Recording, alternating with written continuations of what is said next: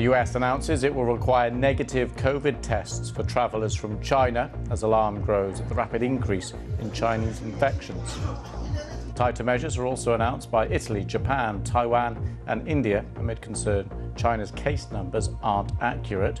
It sparked an angry response from Beijing. The argument you mentioned is a biased smear campaign and political manipulation with a hidden agenda, which doesn't stand up to scrutiny and runs counter to the truth.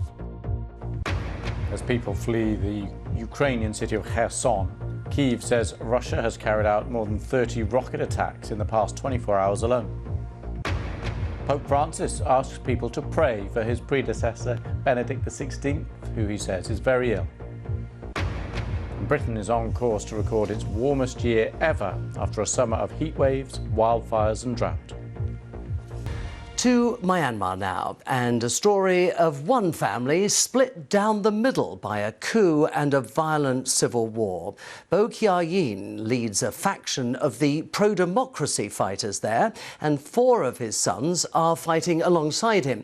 But 2 of his other sons are fighting on the side of the country's military, meaning that there is a very real chance of meeting their loved ones on the battlefield.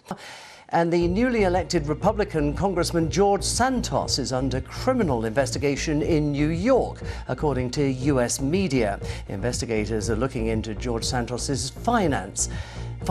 The news of the probe comes after he admitted to lying about parts of his background, including his education and work experience.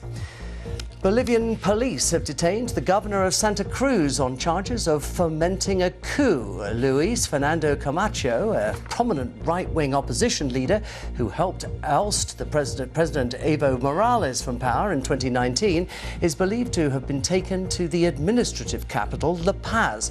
His arrest has sparked protests, and supporters have condemned his arrest as a kidnapping. And the Serbian president says that ethnic Serbs in northern Kosovo, who have been blocking roads for nearly 3 weeks, will begin dismantling their barricades on Thursday.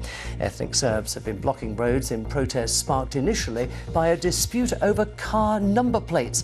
The United States and European Union have appealed to Kosovo and Serbia to exercise maximum restraint. In May next year, King Charles will be crowned, an event that will be watched closely in Australia, where he is also the head of state.